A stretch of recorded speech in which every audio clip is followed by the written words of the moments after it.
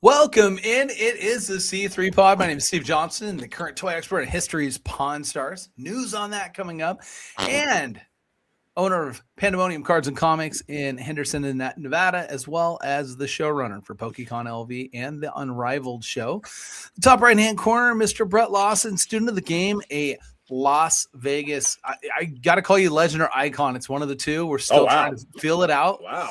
You know, if we make you an icon, that means you're going to get a sign on the strip somewhere. Now, when I say that, it might be on the outside of a bathroom, but you know, the Siegfried Roy statue is going to be replaced by a giant bust of Brett Lawson next year. Is the plan? I heard it should be, but you know, the thing is that you know, can I be leaving on the white tiger? No, it'll 100% be. It'll be a what do they call it when you were T-bowing?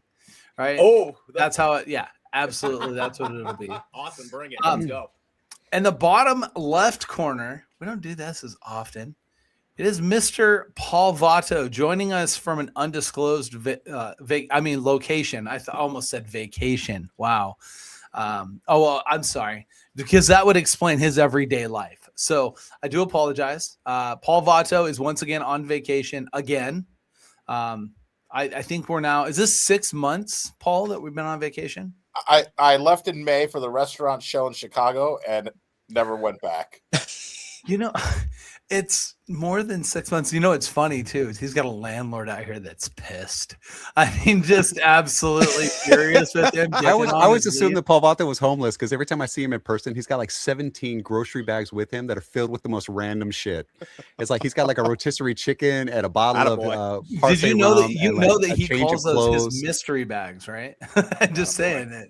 He sells them on the I always street. thought he was like couch surfing, though. Is that not Paul Vato's existence? It's just whoever will let him sleep on the couch. That's where he's at for today. Real quick, I'm going to interrupt this real quick because we just came up with a really great idea, and I think we should do this. So we're going to start with bottom right-hand corner. Erik Amaya joins us, the senior editor-in-chief for ComicCon.com. Erik, we're going to need you to do this. So what we're going to do is we're going to make you look homeless, okay? And then we're going to put you on a street corner, but instead of like begging for money, you're going to do mystery bags for money. Mystery bags for right? money. I feel like this is the contents of your wallet for what's in this bag. Guys, we're elevating the game for the homeless. Like, think about this. Dude, tell me right now, top middle, Brendan Allen, senior editor, ComicCon.com. Tell me you wouldn't buy a mystery bag from a dude on the street corner. I know. In fact, I'm not even going to say, would you? How many have you bought already? That's the question. Yeah. How deep are you? Listen, I don't think you really understand the situation in Bakersfield, but I pass by, you know, because my kid's school is right here. I can just tell you right now that the situation is sitting in the bottom left-hand corner. My kid's school is right here, and like right here is a gun shop, like literally across the street from my kid's school. And then you know, up and around the corner is the comic book store, and then up on the other corner is the tattoo shop. So I can go drop my kids off, go and get a tattoo, which I do actually frequently now. Is drop my kids off, and my tattoo artist meets me at 8 o'clock. But you have to pass through like this corridor where there's a hotel or I don't know what it is. It's by the week or something like that. And there's a lot of like activity on the street that you have to walk through or whatever. And none of those bags that I see people carrying around or discarding or whatever, would I want anything to do with. I would not touch with a 20-foot pole. Like, can't blame you. I feel like he's bottom before. I'm just telling you. All right. I'm not being mean here. This is not me, you know, say anything negative. This is me speaking facts. Yeah, just reporting the facts. Yep. By the way, I'm so disappointed that Brett didn't lose it when I basically referred to Paul Vato as, you know, Mike the Situation from Jersey Shore. Florentino. The one, you know what the funny thing is, like, it's like if you get these sporadic updates about them, it seems like he's the only one who halfway has it together now, or one of the only few who halfway has it together now, right? Like, no, Snooki was on WWE. She's got her stuff together, right? Oh yeah, WrestleMania, baby. Yeah, absolutely. That was what 15 years ago down here at this point. Wow. So if you guys watch Big Bang Theory, did you see that one where Sheldon and James Earl Jones are in a hot tub? And like the thing is like I could have gone my entire life never seeing James Earl Jones's nipples and been fine. And I'm gonna say right now, just on the record, I could have gone my entire life without seeing Paul Vato shirtless, and I would have been just fine. And I'm going to tell you something. What's crazy is both of those at the same time are the top list. Like, he missed out on James Earl Jones. He's still got a chance with Paul Vato. All he has to do is travel to Aruba. Yep. Where are you, Paul? Let's get tropical. Well, first of all, I appreciate if you keep my mother's name out of your mouth, and AKA my landlord. I don't think she's upset. Oh, I thought you were. I was about to say James Earl Jones is your mom. That's and your landlord and my landlord. Yeah. And Darth Vader. No, he died a couple years ago. Oh, sad. I'm currently in the great state of Florida, where for some reason they have blocked Pornhub. Just throwing it out there. I don't know how I found out. Oh, no! Did you hear about that? So the I hear about governor it. I'm of experiencing it. the governor of Florida. I'm on the ground. He's Brendan. taxing OnlyFans 50% of their income because so many people went there to do their streaming and stuff, and because he's like doing the sin tax thing or whatever, 50% he's trying to get online models for. So I'll bet that Pornhub thing is somehow tied into like the protest from the industry. That's what I've been paying, on my OnlyFans. So folks, if you want to visit my OnlyFans, just only of.com/Vato. Vato coin. Yeah, right. .parserum.com.org.net. Kamasusia.pokerchip business cards. I'll tell you what, first off, I'm going to go with this. I didn't think Paul's chest was as wide as it is. All right. So that threw me off. Barely. Right? Well, Brandon didn't think I was as tall as I am. He thought I was just some short random Mexican that he deals with in Bakersfield all the time. When he saw me, his eyes bugged out, and he's like, Who's you're that? tall. Who's what? Who's this? I think you really did. So you did that commercial for Texas for the insurance thing or whatever. But I think you really did miss an opportunity to be a masked luchador because, dude, you are enormous. You are a big dude. Like, you would have been thrown around like Rey Mysterio is only what, like 5'3", 5'4". Yeah, full blown body pressing him. Yeah. You've got a good foot on Rey Mysterio. That could have been some fun matches. Yep. Yeah. Oh my God. Yeah, of course. But well, the craziest thing was when I watched Paul race at Churchill Downs. That was nuts.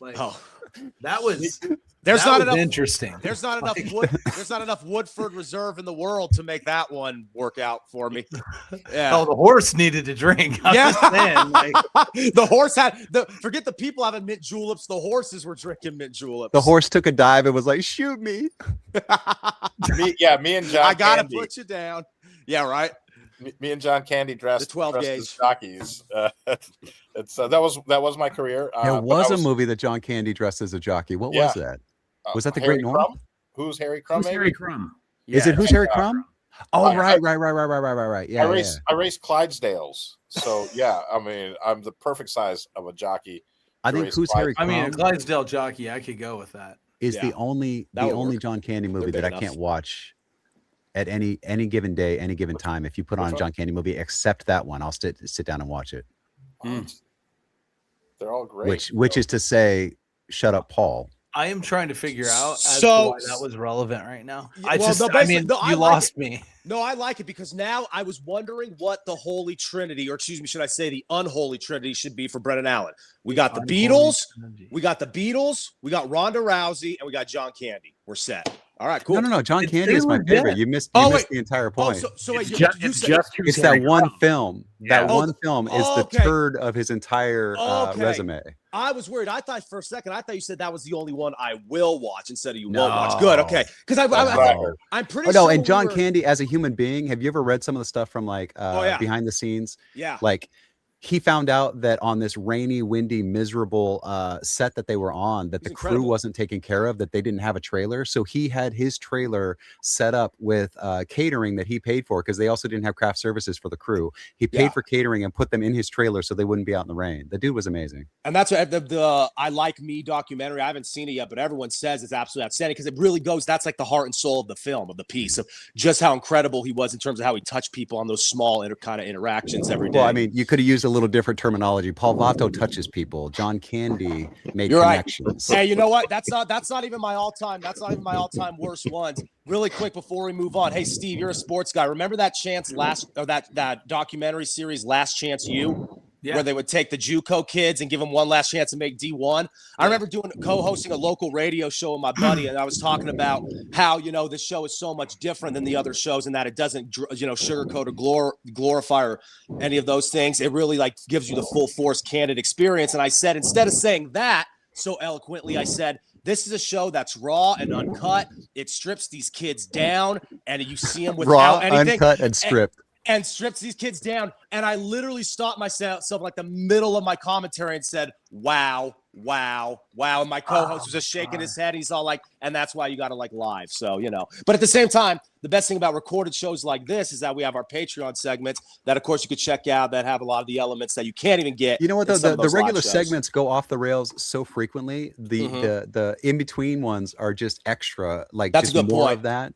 The whole because show's it's not even Patreon. that different anymore. The whole show's a Patreon. It's just a matter of how much we can cuss or not, I guess. The whole show is a Patreon.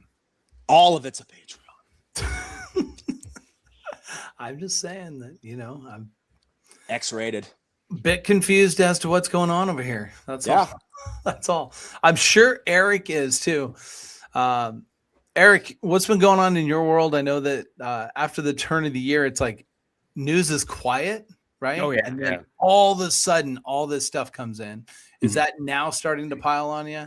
Yeah, it's kind of TV season right now. I did a press conference for Star Trek Starfleet Academy last week. I'm doing one for A Night of the Seven Kingdoms tomorrow. I've got screeners for Wonder Man. It is TV season.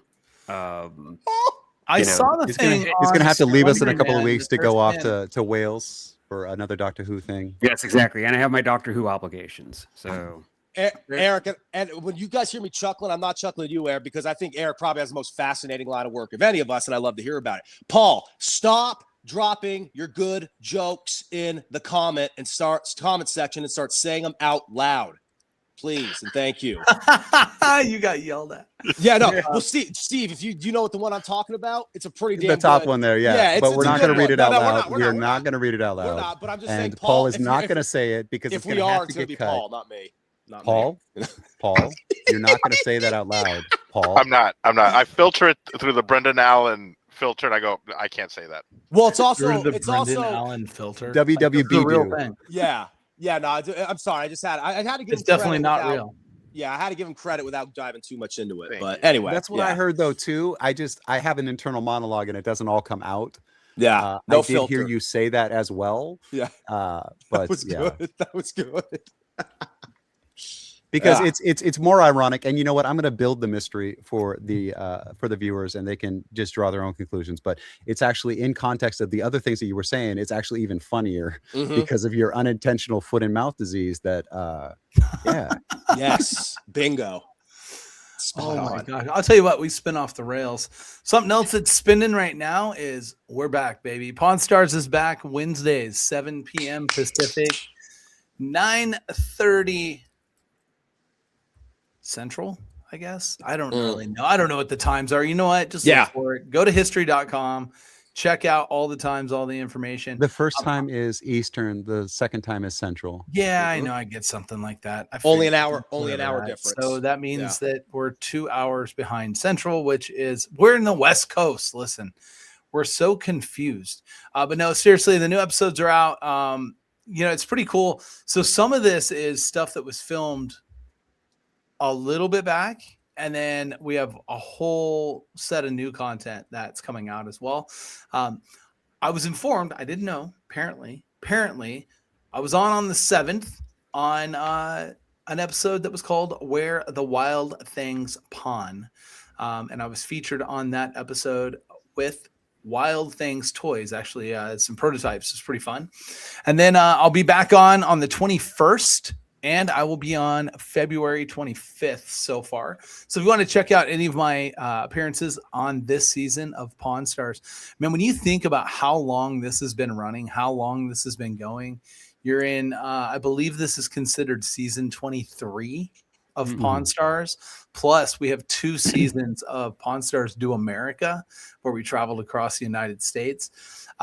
It's pretty incredible to think that this is now my 13th year being involved with the program and seeing the evolutions of it and everything. One thing I want to point out is that this season is a little different. It'll start off similar to what you expected and remember Pawn Stars, but there are changes in the show program. How it is being edited is interesting. And then, just some of the ways that we are evaluating items from the expert side, it's quite a bit different than it had been in the past. And I think it's pretty cool. I think people are going to really dig the new formatting. And look, a couple seasons ago, Pawn Stars got together and decided to put more items in episodes. So you're also going to find a lot more items in each episode that you watch. So again, make your way over to history.com. You can either download the episodes. I think it's like a week after it airs or something. It's on there. And then also they do the replays on History pretty often. And then every Wednesday, they'll usually replay the previous week's episode and then the new episode for the week. So a lot of times you'll get a chance to catch that. But yeah, so anyways, if you guys want to check it out, please do. Just excited to be back involved and back, filming again. So we are rolling. You touched on a minute ago there, but like it's been on for so many seasons or whatever. But one of the things about shows and acts and music and things that survives like that, or entertainers that survive like that, is it's continued to reinvent itself, because the show on day one is completely different than season 4, is completely different than season 10, is completely different than season 15. And so it stays fresh. You're invested in the characters. Steve is one of them, but the old man was amazing, and he's passed now, but Rick and the interactions between the staff and the interactions with the customers and stuff like that, like it's there's some real characters, and the regulars that come on too, because I know you've seen probably the same guys 2 or 3 times, because toy collectors are going to be toy collectors and they keep coming in. Right. Yeah, there's a couple of guys that we've definitely had a couple of experiences with, and it's funny because it's actually to see them from their first time and then them coming back and being involved another time. I feel like those guys, their move is always try to know more than the expert, right? Yeah. Which is pretty funny. Or try to cash in on the rapport. I've seen that so many times too, where they come in and they're like, "Come on, man, we've had so many good deals." And it's like, "Yeah, but this was a shit deal, so leave me alone with it." I'll be very honest with you. Yeah. Like there's a couple people that have come on the show that I knew of them or knew them, right? And I knew them from a standpoint of like just professionally. And it was a seller that maybe doesn't have a store, but does sell stuff sometimes. Like the guy's pretty active in his communities, as far as the type of stuff that he in particular collects. And I've looked at him, and then after the episode, I've like gone over and said, "Hey, by the way, that guy's the expert, not me." You know what I mean? Like, because sometimes people know when their wheelhouse is, right? Their thing, what's important to them, what they collect, what they like. A lot of times they come in very informed. And it's good to see, because it does give a little bit more interactive context when someone does know quite a bit about the franchise, about the product, the production, how it was made, how it's manufactured, distribution, any of that stuff is always really interesting to see when the fan side gets shown. Because I think that's where it's neat. It's one thing for us to give the history and the information and give things that make it relevant either during the time period or now, and then to actually look at it from a fan's perspective. And I think that that's a fresh look. And I think they've done a lot more of that throughout the seasons. But yeah, when that guy returns, when we see a seller come back with another item, it usually is, they come in, I think, quite a bit more prepared. Steve, I love how you mentioned that, because it's very true. Just from the spectator standpoint, when that started, and I first started watching that show, my college dorm room, even in your formative years involved in it, it very much was like educational. It seemed that it served its purpose of being aired on the History Channel, right? reruns kind of fit in with any of the documentaries they were working in there, because you really did get like a crash course in pop culture and various artifacts and objects throughout history. And as it went on, while you still had that historical element, because you have to, given the fact you're dealing with these items, it very much has become more of a show that's reflective of the hobby space. And that's why I find it interesting, where when you watch it, it's more about experts like yourself and the guys at the store explaining why this matters. Now you get a lot of the side of it and the elements of people explaining why it matters to them and why they want it, or why they may be trying to, sell it to someone else, in that regard. So I find that interesting. No, yeah. Absolutely. And I think, I think that's probably like my biggest interest in doing it. Really? Was the fact that like I could go in and provide some historical information that maybe you didn't know. The context, right? Some things about the characters that were involved with production, or how they did, some things. I remember we were talking about, the first Bagatelle, right? This is one of the episodes that I did years ago, which is essentially the origin of the pinball machine, right?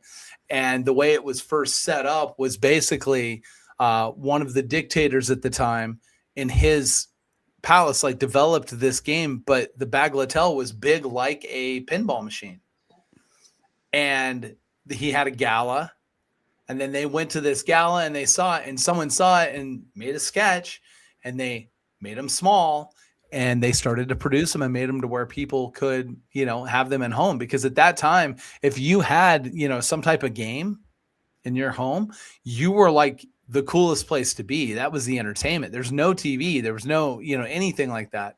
Most of these places, there was no power, right? So, if you had a game night at your place, you were the absolute biggest celebrity in your, area, because you had that. And so, you developed it and made it. But it was cool because, nobody involved with the production had any idea that it was the origin to pinball.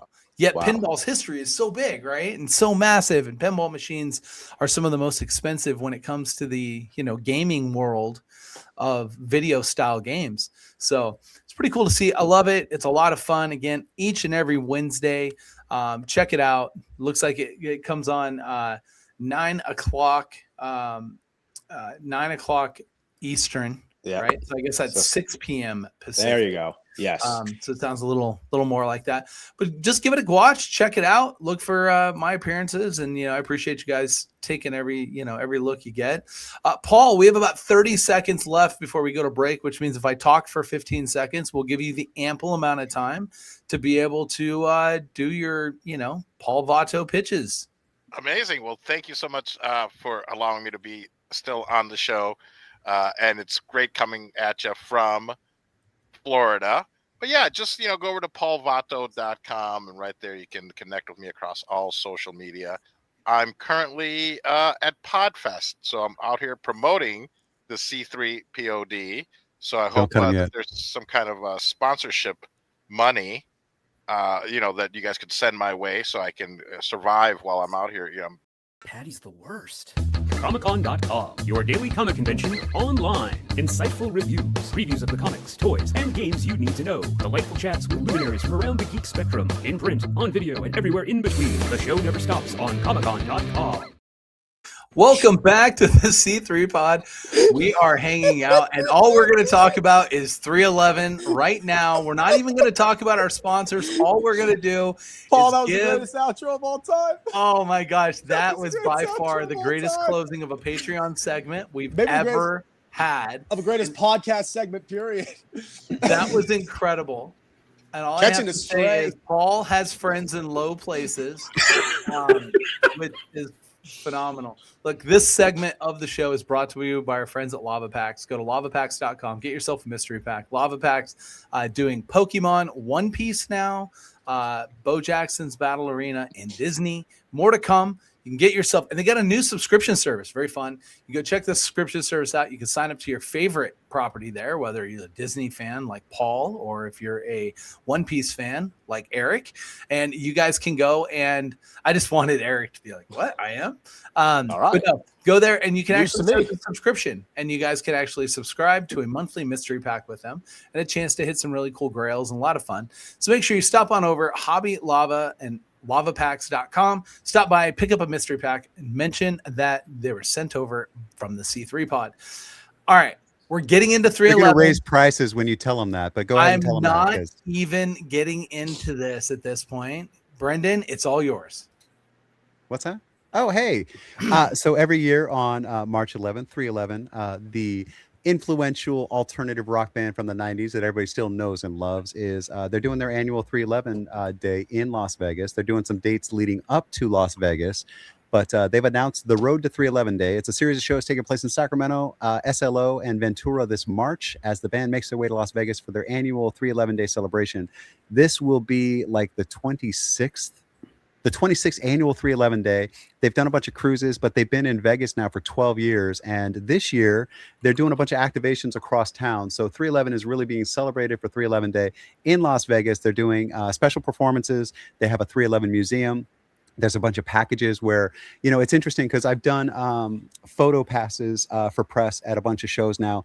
And they have these weird rules where you can be in the photo pit for the first 3 songs. They're doing that on stage, and fans can buy that for 3 songs to be on the side stage in the wings, watching how all the guitar techs are bringing the different instruments out and stuff like that. They're kind of part of the show, and I think that's a pretty cool up close and personal thing that a lot of people don't get to experience. So depending on your budget, there's some really cool things you can do with that. And then also just those other shows that are leading up to. So you can't make it to Vegas, or the Vegas shows are too expensive because it's over 2 days, and they're doing 2 full sets of unique songs on the 2 days of 311 in Las Vegas. They're not going to repeat any songs during either of those days, but the warm-up shows in Sacramento and San Luis Obispo or whatever are probably going to be a little bit easier to attend. So they kind of have a little bit going on for everybody and every budget heading up to 311 Day. Now, I just want to state really quick for the record, for those of you that are watching the pod, if you do not go get a ticket to 311 Day, I will Brendan find you. Allen will send Brett Lawson to visit you, and he will offer you tickets to the show. He's got a pair of tickets that he's going to offer to many people. And, you know, everyone will have an opportunity to see those tickets when he comes and visits you. Right. If you can find Brett Absolutely. Lawson on 311 Day, beat him up and take his tickets. There you is go. That what works too. Steve is saying. Wow. Yeah. Why are you? Film it. What's this with violence? Like Yeah, resorting to violence? Well, Steve, I told you this. That's his villain origin story. We delayed the 311 thing so long. Now he's starting to snap. That's how it happens. Starting Writing's to on the snap? wall. You guys have been getting under my skin for it's been like 18 months now. We've been recording these things. This so. is how the He's Joker already became the Joker. I just want to point Exactly. this out really quick, Origin right? story. Like the Origin Joker story. became the Joker because 311 was not talked about. Oh, soon enough. hey, no. So one of the things too, sorry, I forgot to mention this. Is one of my favorite things. When they're in Vegas on March 7th and 8th, they're doing 2 different sets. And for select songs, Blue Man Group is going to be on stage with them doing a bunch of Blue Man Group stuff. That's so I actually think pretty that's, cool. That's pretty cool. Yeah, that's a great collaboration. Glad you mentioned that. No, I'm just joking. You know, and getting all those pieces together obviously took you some time. But something else that'll get you a lot of pieces is the move that Lego just announced. segue of the year. Yeah, And that was is- solid, smooth. And that is that Lego now has Pokemon. Now, pre-order was up in under 24 hours.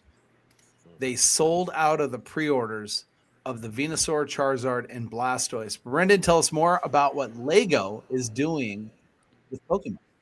Okay, so Lego picked up the Pokemon license, and they're doing 3 offerings, and they're 3 different sized builds and 3 different price points. And we're going to talk about the price points when we get to the end because there's some things that I'd like to say. But basically, Brick Collectibles icon Lego is featuring Pokemon like Charizard, Eevee, and Pikachu. And these are advertised as display pieces that will make perfect nostalgic gifts for adults, gaming fans, and anyone who's ever dreamed of being a Pokemon trainer. That for adults part is super important because when you read the descriptions of every one of these, it says 18 plus, it says for adults, it says for adult collectors. Like they use that language over and over and over again in the descriptions. So Eevee is $59, $60 for the smallest one, and this is a 7-inch kit. So the ears move, it does some fun stuff. You can see the legs are articulated, the tail is articulated, the head swivels. It's got some of the right things in the right places, but $60 for this piece, and it's only, I didn't put the number of pieces on this one, did I? Oh, it's 587 pieces. So actually, it's probably a little deceptive for how it looked right there. Pikachu is the next one. This one is $200, $199.99. This is recommended again for 18 plus. This one is 10 and a half inches wide, 13 and a half inches tall, and 15 and a half inches long. Again, it says adult fans, 18 and up, adult collectors, over and over and over again. These are not toys, is what they're saying, but it's such an odd thing because it's based off a children's game and children's television show. And the thing that strikes me about this one, you see the 25 in the studs, right? That's because Pikachu's Pokédex number is 25. But how many times has Pikachu been in a Pokeball? It's like 2 in the entire canon of Pokemon, right? Oh wow. I mean, there's an argument to say that Pikachu is a race, and that there's many Pikachus that have been in. But and this is there the happens to be Santa. Ash's Pikachu. This is not the mall Santa. This is the Santa, though. He's only been in a Pokeball twice. Right, but what I'm saying is that would be Ash's Pikachu. So Yeah, you would be cool. right. Real quick, just so everyone knows, when you're figuring out the sizing on these things and stuff, as Brendan mentions the sizes, like the 15-inch in length, Paul just basically goes, that's like 1 1/4 pizzas from Papa John's. So I mean, it's that's there's ways to figure that out. That's not the last direction one- I thought you were going in, but yeah. Yeah, neither was I. I'm with Yeah, I you. was Listen, hoping we weren't going to have to Paul, re-record if I this learned segment. anything You from zigged. Paul, the genius of comedy You- was to Steve, lead a direction and misdirect with the Brendan. executionable punchline. Brendan, he zigged, and thankfully he didn't zag. Right. That's correct. Yeah. The last Paul, figure did you is not teach me that, Paul? Did you not teach me that? I did. a trio, and it's Venusaur, Charizard, and Blastoise. This is the biggest one. This one goes 9 inches tall for each figure, and then 8 inches and 7 inches are the figure sizes, and then they're on this huge base, so they can That stand looks alone. sick. They can be put together. This is $649.99. And if you order this one, they have these 2 gifts. One of them is a Kanto badge set, and another one is a mini Pokemon Center. The Kanto badge set, I saw some Facebook traffic that said that one comes if you order the $650 one. You get this as a gift. I can't find what they did for the mini Pokemon Center, but it sounds like you can get that with the Lego Insider points. But those 2 gifts are not on the website. It's just on people talking about it. So it looks like they do exist, but it's unclear how you get it. But yeah, so Steve mentioned that the big one, the Venusaur, Charizard, and Blastoise is sold out at $650. So here we go. Here's Lego, who used to be available, like kids could go down with $5 and get a cool little Lego set, right? The smallest of this set is $70. There's no kid just walking around with $70 pocket change. And then they tell you that it's not even for them. It's 18 plus, like the level, the size of the pieces and things. Like, why are there not smaller options for this? Why did they not do something that was really, really basic and then scale it up to the $650 piece? Why does it go $70, $200, $650? I mean, the correct answer is it's based on number of pieces. So when there's a certain number of pieces and sets, there's like a range that the direct retail from Lego, and they kind of control it, because one of the things that Lego did years ago is they went and they onboarded the Lego stores, and the Lego stores were a direct retail hub, and they had some issues with some of their retail distribution at the time. I know Walmart pushed back and they cut down the amount of footprint that they had, saying you went in competition with us, and ultimately they brought it back, probably even 2x. You literally have now 2.5 aisles of Legos at Target, right? Whereas at that time they were like an aisle and a half. So the number of pieces in a set is just generally a baseline for how they price. So it sounds like you're saying it's like $10, or it's 10 pieces for $1 on that smaller one. Roughly, yeah.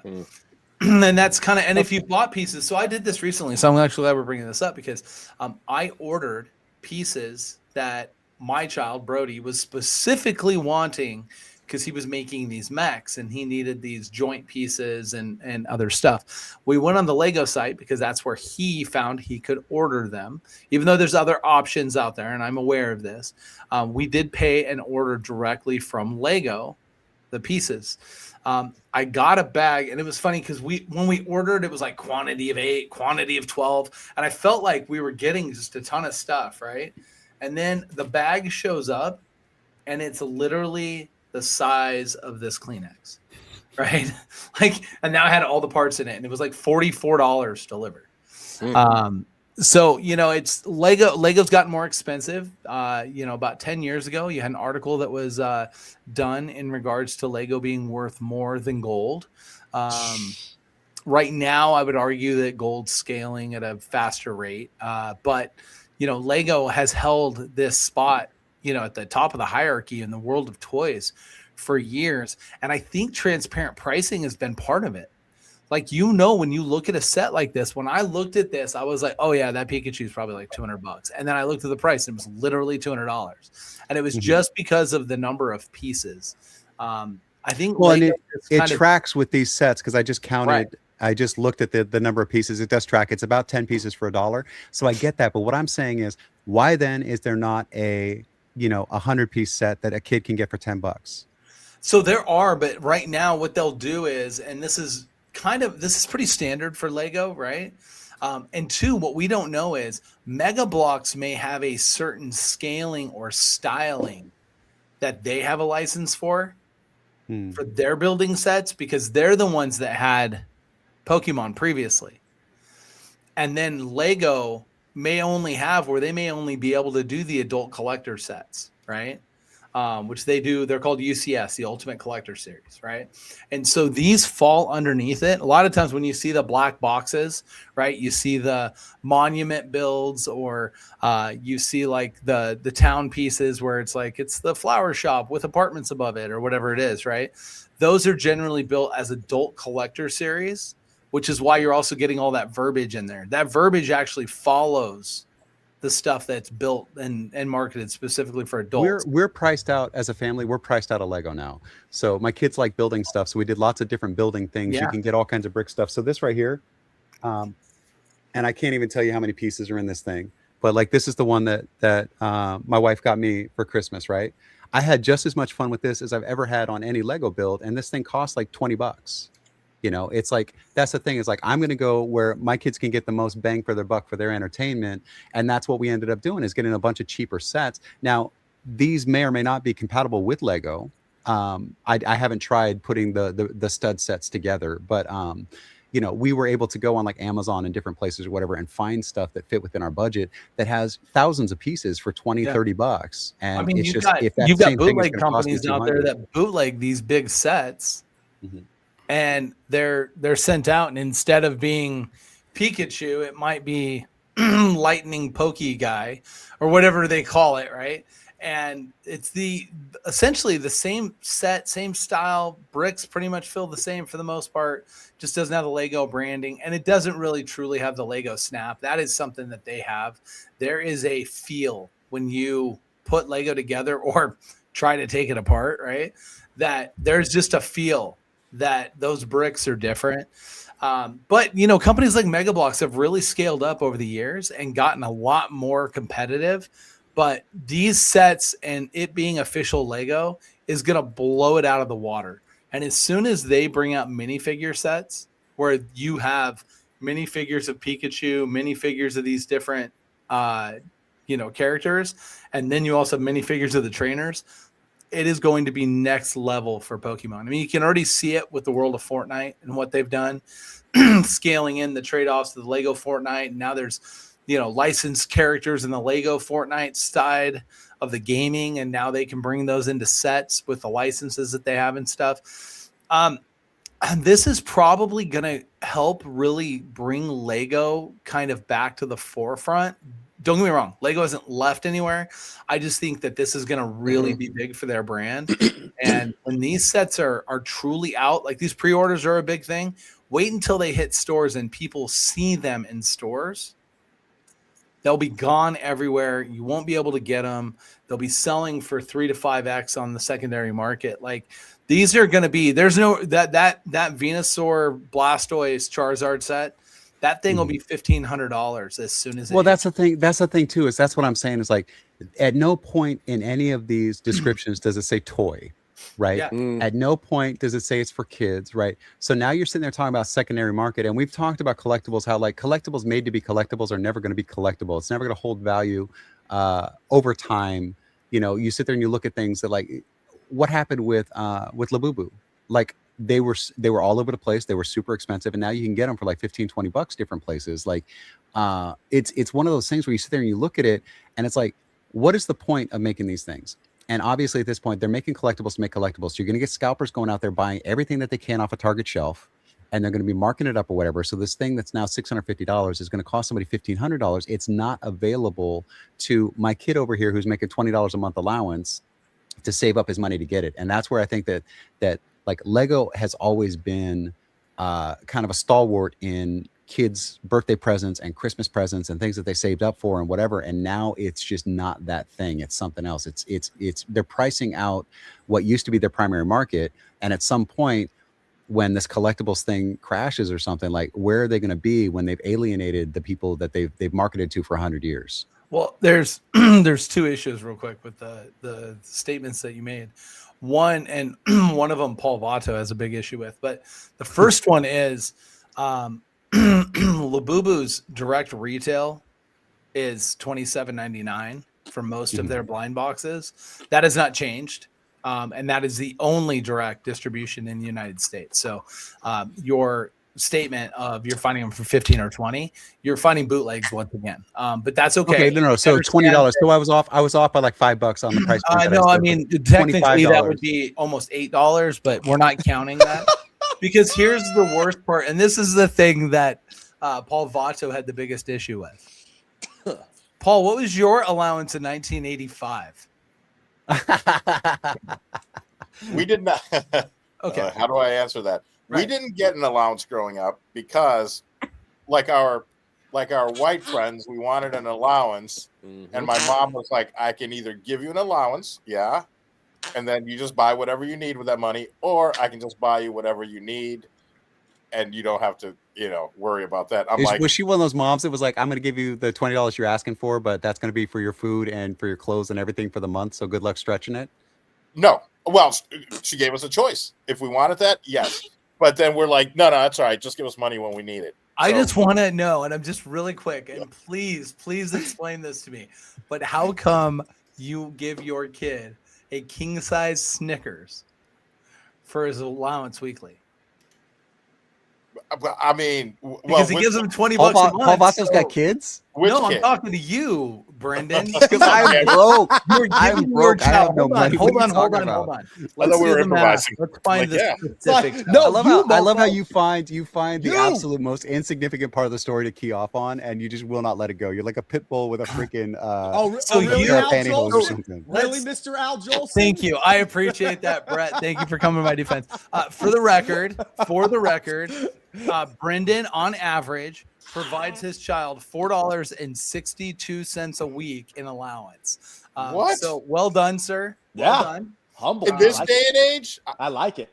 Yeah, the kid can buy a Snickers, and he can't even get a bus ride back home. Can we do the grocery store is only about a mile that way. They don't need the bus. Paul is 100% onto something. Brendan, we're putting together a GoFundMe for your kids because there's a problem there. Put a GoFundMe Says a lot. For me, I could use the money. Let's go. No. We're not talking about $500 on websites. We're talking about $20 a week, or a month. Sorry, wow. Yeah, imagine you would give an allowance like I do. $20 a month to your kids. It's like they got to save up for 6 years just so they can buy $80 a month. I can't afford $80 a month times 2, $160 a month. Wow. That's toy magnate money there. That's what that is. It's like the average action figure. Hold on. The average action figure is selling for $28 right now. And the kid can't even buy an action They like figure playing with sticks and rocks and hoops. Like you bat the hoop down the road. My kids love that game. You have to save up for 6 weeks just to buy the new Spider-Man toy. Okay. Throwing rocks at trees. My kids love that. That's a great activity. We can tell. And, based on being near Rabobank Arena, you're raising them the right way. Good luck raising these little serial killers. Oh, my gosh. This has gone absolutely sideways today. This is crazy. We're gonna go to break, guys. Well, I love how he says that like he's not the one taking it sideways Once- every single time. No. Nothing but He's lateral the one- movement from He's Steve. the one steering. This is Nothing but lateral definitely- movement from Steve. cutting- all episode. He's cutting and he's the like, wheel. "Oh, this is off the rails." Guys, We we're gotta going to get go to back on back track." break, and when we return wheel. on the Brendan Allen Show, we will make sure that we talk about the new comics of the week. We'll be back here on the C3 Pod in just a moment. Peppermint Patty's the worst. Comicon.com, your daily comic convention online. Insightful reviews, previews of the comics, toys, and games you need to know. Delightful chats with luminaries from around the geek spectrum. In print, on video, and everywhere in between. The show never stops on Comicon.com. Welcome back to the C3 Pod. We are hanging out here. A third segment brought to you by our friends at the Nerd Bar here in Las Vegas, located in Neonopolis, Fremont Street Experience, second floor, all kinds of cool stuff. And they will be running a ton of stuff for WrestleMania weekend. They've got a whole bunch of program coming. Looks like they're probably going to do something involved with the Unrivaled show, which will also be held that same weekend, the 17th or the 19th at the Ahern. But they have stuff every single night, open 7 days a week, lots of fun. And of course, there's all kinds of stuff you can do. So stop by the Nerd Bar, check them out. And again, we want to thank them for their continued support of the C3 Pod. We are going to get into the new comics that are coming out this week, stuff we want to talk about.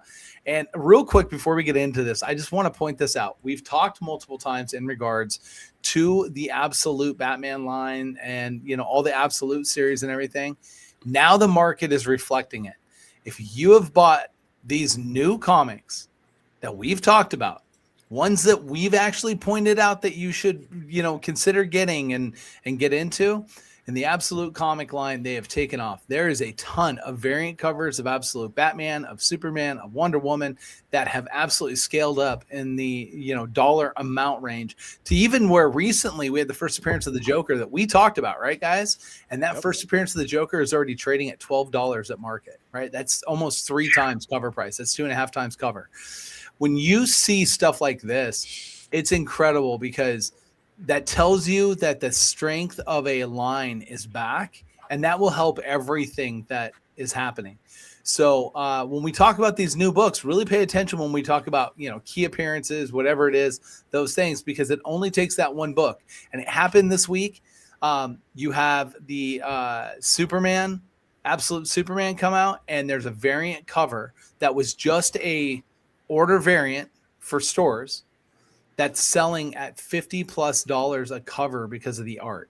So there's an opportunity to invest into some of this stuff. You never know what book will be next. And we'll talk about this week's book. And just maybe one of these will be something for you to put an investment into.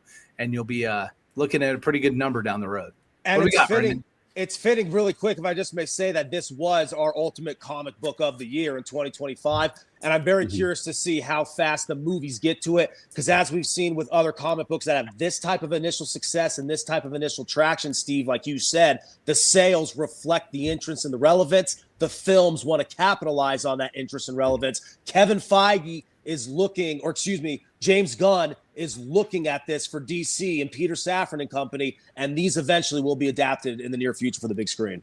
Yeah, and to mention really quick, since you brought that up, I think one other thing that we should mention is the fact that the directors for Doomsday, Avengers Doomsday, came out and said all these trailers that have come out, these are individual trailers for introduction. This is the beginning of the story, and that you need to go back through and put them all together. They're planting the seeds. Yeah, so they're actually using their marketing as a lead-in. So we may actually be getting content from these commercials that are not in the movie. That this is stuff leading up to it, and not just. This is one of the first times I can recall that they were filming specific things for the promos. Yes. And pushing them out. And the only time I can look back and see this is when you saw in the 80s Hasbro and Mattel putting product out crazy before the movies come out to market them. And now that is standard in the industry to put your merch product out prior to the release of the movie, right? And it's ultimately what made like George Lucas a bazillion dollars. You know? This one thing, if you think I had about to think of a new number. this could be It's actually a Georgeplex of money. That's exactly what it is. I invented the damn thing, so it's the Georgeplex of money. Yes. And really quick, before we move on, Erik, because this will interest all of us, especially when we get to there, because for us in the entertainment media, especially in nerd media, it's literally just like a cash cow of content. But Marvel last year didn't have a Hall H presentation. Are they slated? I know it's early. We're in January. Are they slated to have one? Do you know? So here's the thing that I know just from having been to every damn San Diego for the last 30 years. Marvel Studios typically does every other year. Right. So the fact that they weren't there last year wasn't as weird as the trades made it seem, right? It's that was kind of standard because they did have a presentation the year before that. They seem to be timing it now of D23, right? That's a good point too.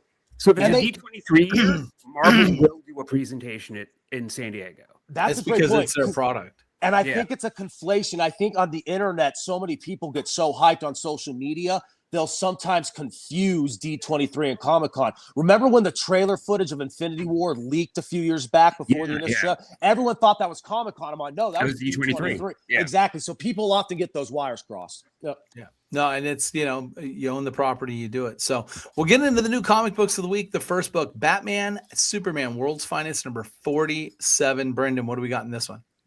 All right, this one, they're doing these mashups, man. So it's the first appearance of Lex Luthor and Joker mashup. This is going to be a different design than the Lex Joker that was in Superman Batman number 60. The villains will face Superbat, who's on the cover there, who was introduced in Batman Superman World's Finest number 4. So you've got a Lex Luthor Joker mashup, and then you've got a Superman Batman mashup, and they're going to it.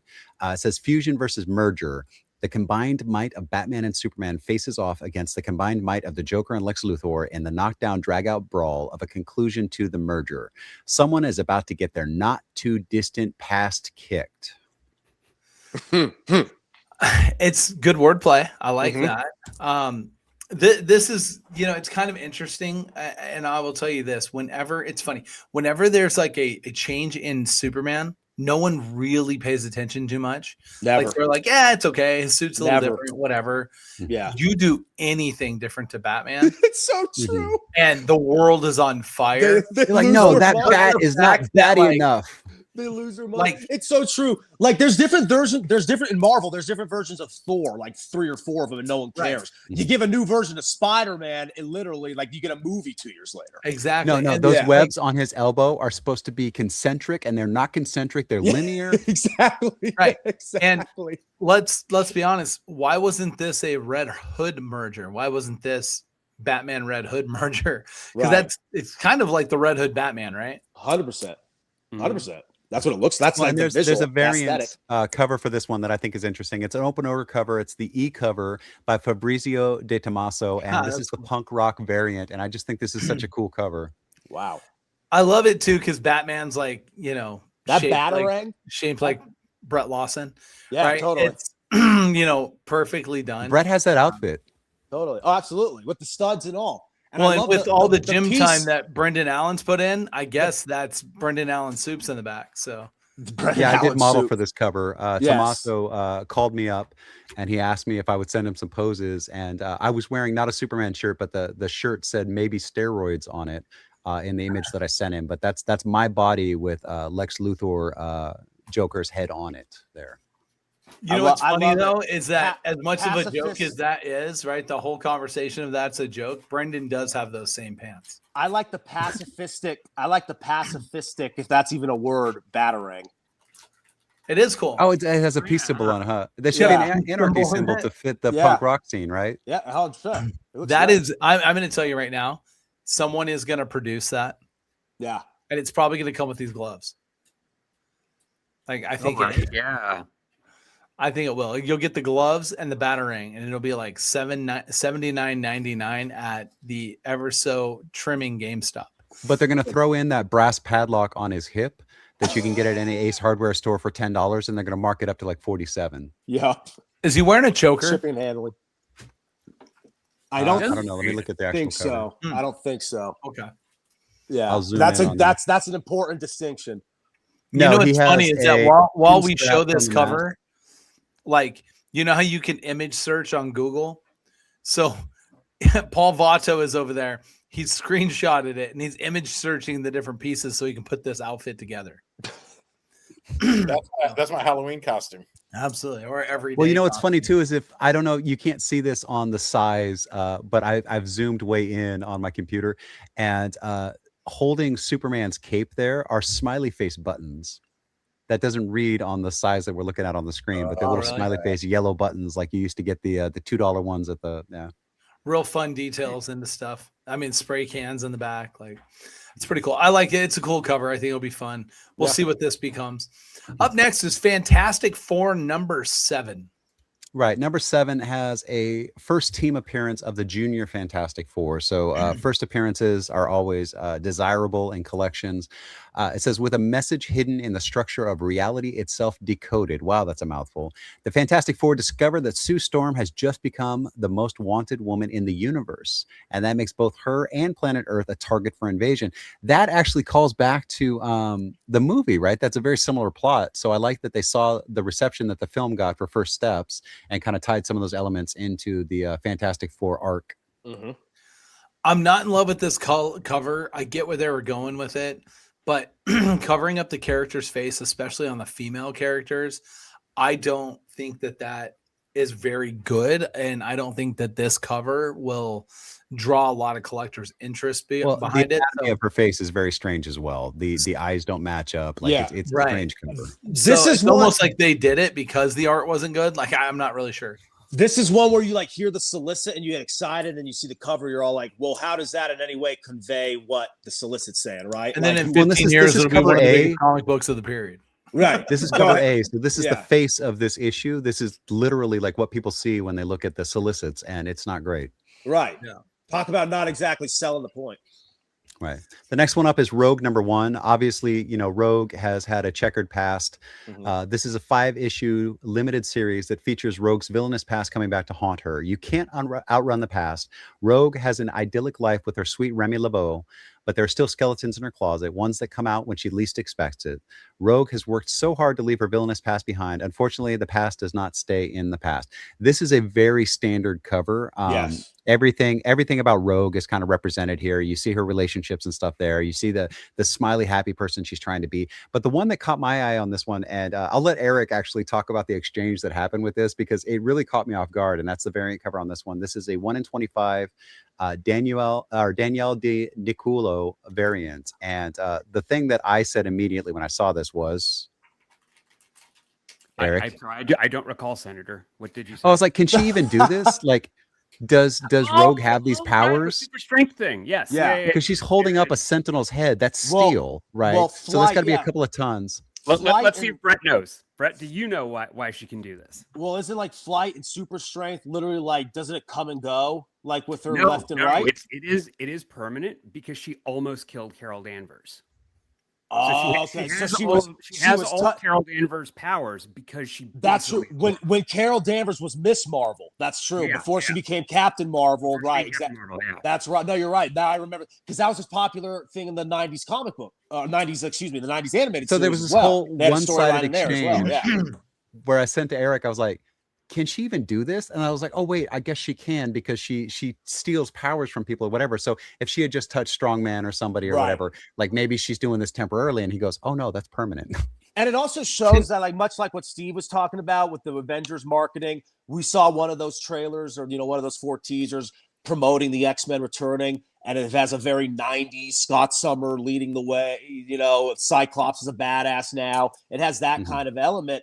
And I think people want to see the X-Men restored in that fashion. So people want to see a real badass version of classic styling of the costume. She's wearing the green and gold. She's got the thigh-high boots. Like this is very much what everybody remembers of Rogue during Rogue's best moments. Is this Jim Lee's best costume design?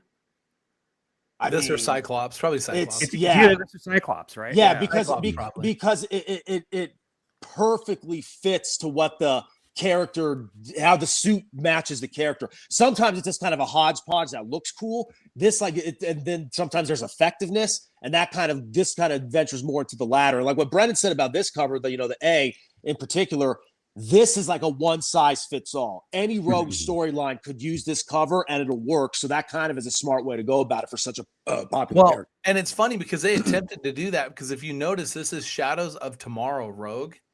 Now go to the variant cover. It is just Rogue. Well, the title is Rogue. I think Shadows of Tomorrow might be the arc or something. But it's a mini. It's a 5-book series. Oh, it is a mini. So You're right. You're right. It should be trade dressed correctly, and it is not.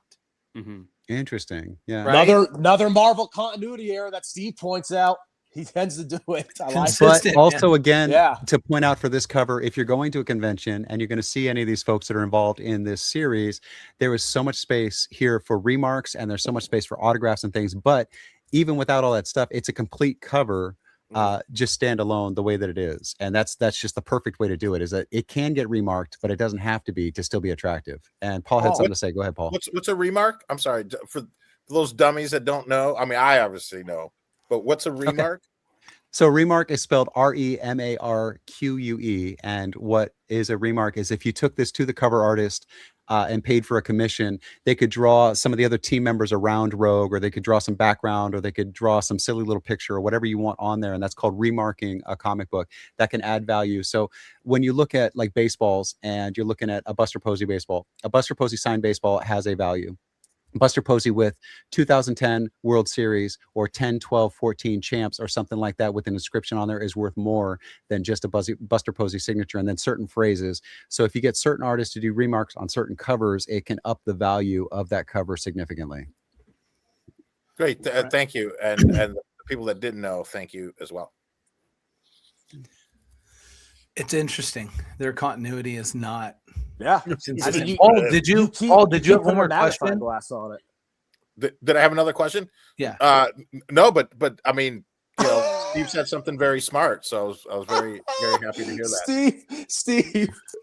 Steve's trying to get Paul to turn on me, and Paul, for some reason, today is just absolutely not having it. Not having it. All right, next up, Inglorious X-Force #1, another #1. Imagine Swing and a that. miss. Have I ever told you guys how much I dislike Cable? Has that ever come up? Not as much as Rob Liefeld, but consistent. Cable and Rob Liefeld, I think, go together more than any other character, because Cable is like his. Anyway, here we go. So Inglorious X-Force #1. He's Deadpool. He's Deadpool's foil that Liefeld likes to use over and over again because it works. It's a cookie cutter. But I mean, and just in homage, they made a movie off of it. Liefeld, you see that's a non-functional gun. Well, anyway, here we go. So Inglorious X-Force #1. Also in the homage, look at how all the feet are hidden. No feet whatsoever. There we go. And just composition is all over the place. Yep, I love it. Composition is all over the place. It makes no sense where the characters are positioned or where is the enemy, because they're all looking in different directions. This is stupid. Anyway, first team appearance of the new X-Force roster, which is Cable, Helverine, Archangel, Boom Boom, who are all on the cover there. And then there's a possible cameo of a character that they refer to only as the hidden agent. So it sounds like they're building in this first issue to give you a new character. It says Inglorious Vengeance. Cable returns from the future with a handful of clues. Holy shit, that sounds like every other Cable book ever. Yeah. And gaping holes in his memory again. An assassination is at hand. No, and it's up to Helverine, Archangel, and his former teammate Boom Boom to follow Cable's lead into the fire. But who are they after, and what secret does Cable's faulty memory hide? I have loved, as a fan, every adaptation of Cable, video game, cartoon, and movie that we've gotten, because I think he's a badass. No, Brendan, let me finish the analysis, because I think he's a badass character. It's not because of Cable that you're dead. But Brendan is spot on. He is so poorly written. It is sickening. He literally described every time you see or read about Cable, it's a time travel story and just a weak mishap, or a weak, kind of like, I guess you could say or a weak attempt at the barn, a limp to the barn of what the Terminator, John Connor type of shtick does. That's all it really is. I think there are elements of the character that are really badass, but he's never utilized properly, so he's never really gotten the traction he could have gotten if you actually and there is a place for just senseless violence. People go and see action movies all the time. Right. None of them make any goddamn sense. I get it. John Wick makes I get millions it, off of it. Yeah. but I'm not going to pretend that this is the Mona Lisa because it's just not. No, it's not. And I think So- X-Force at this point has kind of jumped the shark. I think the biggest problem with the mutants right now is that there's so many of them, right? Like at this point, you kind of want to reel people back in. And that's what Marvel, we talk about in the show, guys. That's what Marvel has to do so often. They have to recalibrate and kind of shrink things back down to get the public's attention back. And I think that's what they're doing now with the mutants. They're trying to really emphasize the 90s blue and yellow original core type of team because that's what people want to see. Well, look, the popularity of X-Men 97 really kind of No forced doubt. your hand, right? Yeah. No doubt. I want to mention because now I'm going to have to, this is going to be the part of the program where Paul Vato will celebrate where Steve was wrong. Yes. Because this is also prefaced as Shadows of Tomorrow. So it looks as though Shadows of Tomorrow will be an ongoing cross Oh, yeah. character storyline. It still doesn't excuse them for not putting it on the variant with trade dressing. And not in the solicit. It doesn't say in the solicit that these are part of the same of the same but it says Shadows of overarching. Tomorrow. So that also tells you then too, if they're traveling in a time travel component as they normally would, I guess that Rogue has to be traveling in time travel too. I guess we'll find out. That would explain the having a sweet idyllic life with Remy. Right. When is that ever happening? Well, that might also Exactly. explain why she's in the 100%. classic suit. That might explain why 100%. she's in the classic suit as well. Yeah. That's a great point by Eric. It's much like how Brennan just said, like it sounds like every cable story ever. This sounds like the antithesis of every Gambit and Rogue story ever. Right. Exactly. Yeah. Oh, you know what? In There defense of Cable, I will say this: that the most recent Cable solo story, where it was actually him, like finding a relationship with somebody, but the real point of the story is that he does have a chronic disease, right? And to me, Well, finally something different. The most interesting about Cable is the fact that he has this chronic Is disease. it question Wait, so for you? somebody Just who's real got- quick, important add to that is his medical condition diabetes, and It is does not. he have all of his toes? Well, it depends how I feel bad for how laughing much at of that. his Are you other trying to foot say that is I should active. identify with this character because he's essentially got time traveling TBI? Yeah, that's what it is. That's it's- kind of what it is. It's very possible that that's it, but more of I'm just thinking We have a that variant on would this one. make Go ahead the and throw it up, please, drawing- Eric. Okay. The drawing of feet by Liefeld would be then accurate, right? All right, so Yeah, this is right. Archangel, right? Am I right? Is this Archangel? Yes. Yes. So this is an incentive 1 to 50 by Clayton Crane, and this cover is pretty dope. The color scheme and everything about it is really awesome. I don't know who this character is, but just by the name and the look, I feel like they really nailed this. Clayton you Crane kind of is- wish this was the cover of an Archangel #1. Right. 'Cause, Clayton this Crane is right now. a great way to present him. We talk about all the great artists all the time and everything. And if you go back and you look, Clayton Crane just puts out banger after banger after banger. The dude is so consistent. He's like the consistent Marvel cover artist, right? Mm-hmm. It's incredible to see how good his covers are. There's a recent Ghostbuster or Ghost Rider cover that he did that like is so detailed and so like accurate and so impactful, and you can feel like the cover, it's that good. And this is another one, like you can feel like those blades coming towards you. Here he comes, he's coming in attack mode. Like Clayton Crane just really figured out how to put the action back in the comic book cover. It's very kinetic. Yeah, Yeah. exactly. And guys, I couldn't agree with you more. We could, wax poetic about the greatness and the brilliance of Clayton Crane, but we got to now go to our man Wilford Brimley to tell you more about diabetes. Please leave diabetes out of this. It's the right thing to do, and the tasty way to do it. It's not any joking matter. Just please. Just wait. I don't think. How does Brett Lawson even know who Wilford Brimley is? Because, dude, you weren't around for like Our House and How? No, absolutely. How the hell and the do I ABC know? actors. Do you School remember specials. that? You How do the remember hell- he has a Cocoon. show called Student of That's the what. Game. Thank you, Steve. right? I was hoping someone has. My whole shtick is the thing. I know things that like a normal 32-year-old doesn't know. That's like the whole. Are you kind of shtick. 32? You're Yeah. 32. Jesus Christ! I got to kid your age. I I know. thought We talked about this last year at the Super Convention. I thought you were way I- older because you look like shit. Thank you. Right? Wait, how are you thought for sure. simultaneously 30 and like 64? Like, how does that work? You know that Paul's comment was great when Erik had to go off camera to like react to it.